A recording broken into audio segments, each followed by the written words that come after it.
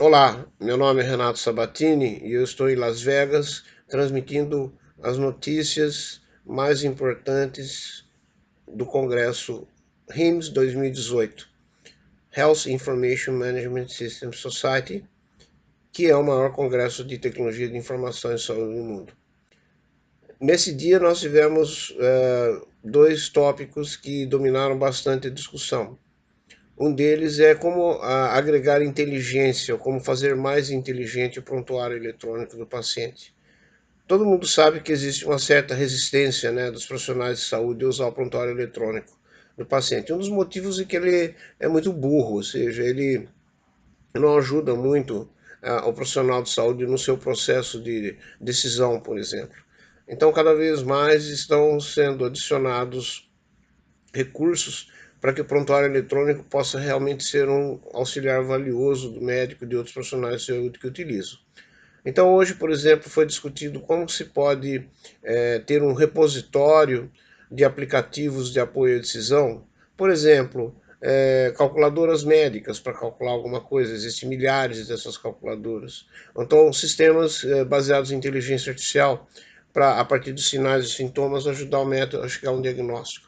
Ou ainda, por exemplo, indiretamente, você ter formas de fazer com que o prontuário eletrônico seja mais ágil e mais produtivo, compensando uma perda natural que existe de produtividade toda vez que se passa da documentação em papel, que é mais restrita, para a documentação eletrônica, que é muito mais completa. Inclusive, eu dei uma palestra ontem e outra hoje, exatamente com esse título, Agregando Inteligência à Jornada do Paciente. E o que é a jornada do paciente? É desde o momento em que ele agenda uma consulta, por exemplo, com o médico, ou é internado no hospital, e passa por todo o que a gente chama de fluxo de trabalho com o paciente. Isso vai desde a parte de anamnese subjetiva, os exames físicos, os exames complementares, as decisões diagnósticas e terapêuticas, o plano de tratamento, a conduta médica, como por exemplo o pedido de exames de laboratório, de exames de imagens, de procedimentos cirúrgicos ou outros, e até envolvendo também o pessoal multidisciplinar, ou seja, de outras áreas da saúde, como fisioterapeuta, fonoaudiólogo, enfermagem, dentista, etc, etc.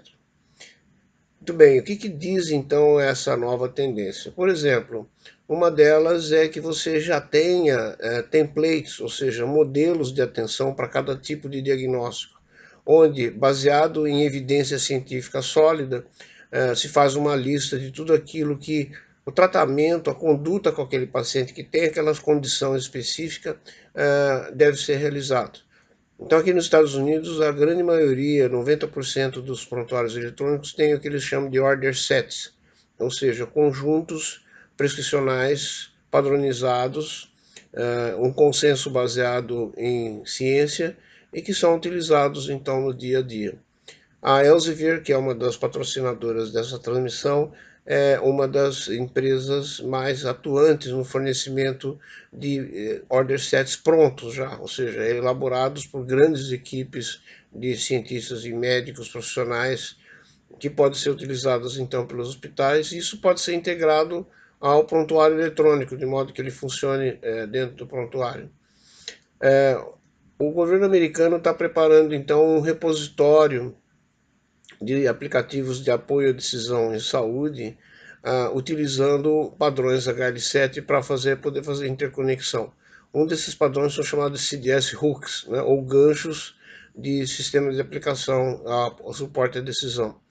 E uma agência do governo americano que está construindo todos esses aplicativos ou aqueles que já existem no mercado. Então vão surgir várias empresas que vão desenvolver esses aplicativos e vendê-los como se fossem plugins para o prontuário eletrônico, de modo que ele ficará extremamente poderoso com todas essas aplicações de suporte à decisão. Tá? Um outro tema que também foi muito debatido no Congresso, além da interoperabilidade que eu já falei, foi de Big Data, né? Grandes conjuntos de dados e análise, que eles chamam de Big Data and Analytics. E o uso de técnicas de inteligência artificial e de aprendizado de máquina nesse tipo de aplicação. Também então tivemos várias apresentações e também muitos estandes de empresas já oferecendo serviços para fazer isso. O uso da inteligência artificial e do aprendizado de máquina acoplado aos grandes dados, principalmente em saúde populacional, permite, por exemplo, que você diminua o tempo de estadia do paciente no hospital, conforme o tipo de condição que ele tem, que você evite a readmissão em casos de emergência, prevenindo, por exemplo, eventos adversos. Você pode também reduzir problemas de erro de medicação, que são infelizmente muito comuns ainda hoje em dia, e até mesmo auxiliar na classificação do paciente quanto aos riscos de saúde que ele tem e poder fazer atividades preventivas em relação a ele. Então, isso que a gente chama de saúde populacional não é a mesma coisa que saúde pública. A saúde populacional é baseada na análise de grandes volumes de dados obtidos a partir da análise de uma população restrita. Por exemplo, os beneficiários de um plano de saúde ou os clientes de um hospital ou de uma rede de saúde que também pode ser pública, né? Como por exemplo o SUS. Porém, existe aqui os cientistas presentes no Congresso e os técnicos debateram bastante um problema muito crucial, que é o fato de que antes de se utilizar a inteligência artificial e aprendizado de máquina, é necessário que os dados sejam completos, sejam corretos e sejam atualizados. Então, as características do Big Data, que são variabilidade, grande velocidade, em tempo real, heterogeneidade dos dados, tudo isso tem que ser considerado de forma bastante técnica e processado, e se o prontuário eletrônico não for adequadamente preenchido, não tiver dados corretos, atualizados, etc., não adianta nada você usar inteligência artificial e aprendizado de máquina, né? Você não vai chegar a conclusões errôneas, e isso pode ser até pior do que você não ter nenhuma. Então fica uma lição para todos os profissionais de saúde que é necessário envolvê-los para entender que o uso adequado, correto, completo, atualizado de todas as informações colhidas do paciente é a base daquilo que vai melhorar a medicina, né? Para que isso ocorra, então, volta ao primeiro tema.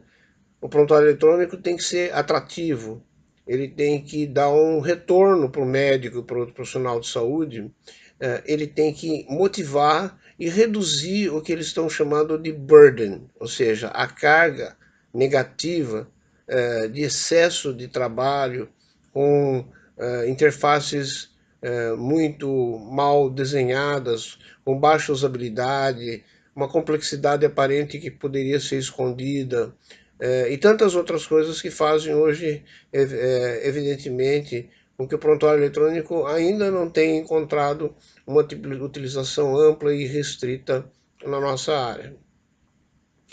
Então, foram os temas principais da enorme diversidade de temas que o Congresso trata diariamente, são cerca de 50, 60 apresentações por dia nas mais variadas áreas, e esse resumo procura mostrar um pouquinho das principais tendências. Agradecendo, como sempre, o site Academia Médica, do Fernando Carbonieri, e a empresa Elsevier, que apoiam essas transmissões para que vocês que não estão no Congresso possam receber um pouquinho desse conhecimento.